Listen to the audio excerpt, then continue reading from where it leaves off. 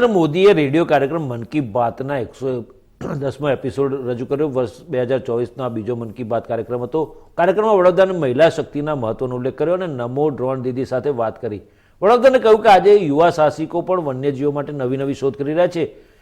એક યુવકે ડ્રોન બનાવ્યું છે જે નદીમાં મગર પર નજર રાખવામાં મદદ કરી રહ્યું છે. એઆઈ અને ઇન્ટરનેટ ઓફ થિંગ્સ પર પણ કામ થઈ રહ્યું છે. આપણા દેશની જૈવ વિવિધતા વન્ય પ્રાણીઓના સંરક્ષણ તરફ સમૃદ્ધ થઈ રહી છે. આપણા દેશમાં આપણે પ્રકૃતિ અને વન્યજીવો સાથે સહઅસ્તિત્વમાં રહીએ છીએ. મન કી બાત કાર્યક્રમમાં વડાપ્રધાને મહિલા શક્તિની ચર્ચા કરી હતી અને કહ્યું કે થોડા વર્ષો પહેલાં સુધી કોણે વિચાર્યું હશે કે આપણા દેશમાં ગામડાઓમાં રહેતી મહિલાઓ પણ ડ્રોન ઉડાડશે, પરંતુ આજે આ શક્ય બની રહ્યું છે.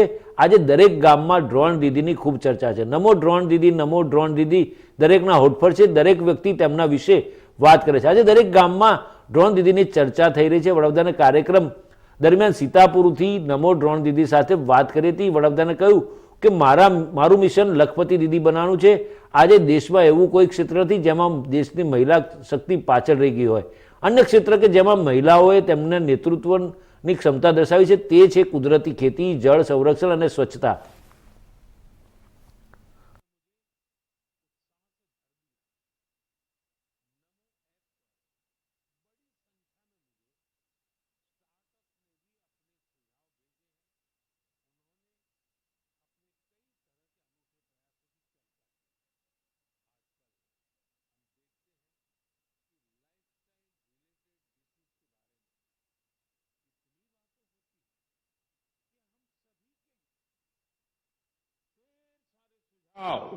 इनपुट्स और कमेंट्स मिले हैं और हमेशा की तरह इस बार भी ये चुनौती है कि एपिसोड में किन किन विषयों को शामिल किया जाए. मुझे पॉजिटिविटी से भरे एक से बढ़कर एक इनपुट्स मिले हैं. इनमें बहुत सारे ऐसे देशवासियों का जिक्र है जो दूसरों के लिए उम्मीद की किरण बनकर उनके जीवन में बेहतरी लाने में जुटे हुए हैं. साथियों, कुछ ही दिन बाद 8 मार्च को हम महिला दिवस मनाएंगे.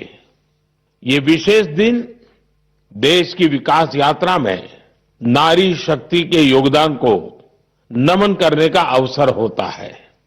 महाकवि भरतियार जी ने कहा है कि विश्व तभी समृद्ध होगा जब महिलाओं को समान अवसर मिलेंगे. आज भारत की नारी शक्ति हर क्षेत्र में प्रगति की नई ऊंचाइयों को छू रही है. कुछ वर्ष पहले तक किसने सोचा था कि हमारे देश में गांव में रहने वाली महिलाएं भी ड्रोन उड़ाएंगी, लेकिन आज ये संभव हो रहा है. आज तो गांव गांव में ड्रोन दीदी की इतनी चर्चा हो रही है, हर किसी की जुबान पर नमो ड्रोन दीदी, नमो ड्रोन दीदी ये चल पड़ा है. हर कोई इसके विषय में चर्चा कर रहा है. एक बहुत बड़ी जिज्ञासा पैदा हुई है और इसलिए मैंने भी सोचा कि क्यों ना इस बार मन की बात में एक नमो ड्रोन दीदी से बात की जाए. हमारे साथ इस वक्त नमो ड्रोन दीदी सुनीता जी जुड़ी हुई हैं, जो उत्तर प्रदेश के सीतापुर से हैं. आइए उनसे बात करते हैं. सुनीता देवी जी, आपको नमस्कार. नमस्ते सर. अच्छा सुनीता जी, पहले मैं आपके विषय में जानना चाहता हूं, आपके परिवार के विषय में जानना चाहता हूं. थोड़ा कुछ बता दीजिए. सर, हमारे परिवार में 2 बच्चे हैं, हमें हस्बैंड हैं, माता जी हैं मेरी. आपकी पढ़ाई क्या हुई Sunita ji? Sir BA final है. और वैसे घर में कारोबार वगैरह क्या है? कारोबार वगैरह खेती बाड़ी संबंधित करते हैं, खेती वगैरह. अच्छा सुनीता जी, ये ड्रोन दीदी बनने का आपका सफर कैसे शुरू हुआ? आपको ट्रेनिंग कहाँ मिली? कैसे कैसे बदलाव क्या आया, मुझे पहले से जानना है. जी सर, ट्रेनिंग हमारी फूलपुर एफको में हुआ था इलाहाबाद में, और वहीं से हमको ट्रेनिंग मिली है. तो तब तक आपने ड्रोन के विषय में सुना था कभी? सर सुना नहीं था, एक बार ऐसे देखे थे, कृषि विज्ञान केंद्र जो सीतापुर का है वहाँ पे हमने देखा था, पहली बार वहाँ देखा था हमने ड्रोन। सुनीता जी, मुझे ये समझना है कि मानो आप पहले दिन गए, जी पहले दिन आपका ड्रोन दिखाया होगा, फिर कुछ बोर्ड पे पढ़ाया गया होगा, कागज पे पढ़ाया गया होगा, फिर मैदान में ले जाके प्रैक्टिस, क्या क्या हुआ होगा, आप मुझे बस समझा सकती है पूरा वर्णन? जी जी सर, पहले दिन सर हम लोग जब गए हैं तो उसके दूसरे दिन से हम लोगों की ट्रेनिंग शुरू हुई थी। पहले तो थ्योरी पढ़ाई गई थी, सब क्लास चले थे 2 दिन। क्लास में ड्रोन में क्या क्या पार्ट हैं, कैसे कैसे आपको क्या क्या करना है, ये सारी चीजें थ्योरी में पढ़ाई गई थी। तीसरे दिन सर हम लोगों का पेपर हुआ था। उसके बाद में फिर सर एक कंप्यूटर पे भी पेपर हुआ था, मतलब पहले क्लास चला, उसके बाद में टेस्ट लिया गया, फिर प्रैक्टिकल करवाया गया था हम लोगों का, मतलब ड्रोन कैसे उड़ाना है, कैसे कैसे मतलब आपको कंट्रोल कैसे संभालना है, हर चीज सिखाई गई थी प्रैक्टिकल के तौर में। फिर ड्रोन काम क्या करेगा वो कैसे सिखाया? सर ड्रोन काम करेगा कि जैसे अभी फसल बड़ी हो रही, बरसात का मौसम या कुछ भी, जैसे बरसात में दिक्कत होती, खेत में फसल में हम लोग घुस नहीं पा रहे हैं तो कैसे मजदूर अंदर जाएगा, तो इसके माध्यम से बहुत फायदा किसानों को होगा और वहाँ खेत में घुसना भी नहीं पड़ेगा। हमारा ड्रोन जो हम मजदूर लगा के अपना काम करते हैं, वो हमारा ड्रोन से मेड़ पे खड़े होके हम अपना वो कर सकते हैं। कोई कीड़ा मकोड़ा अगर खेत के अंदर है उससे हमें सावधानी भी बरतनी रहेगी, कोई दिक्कत नहीं हो सकती है। और किसानों को भी बहुत अच्छा लग रहा है सर, हमने 35 एकड़ स्प्रे कर चुके हैं अभी तक।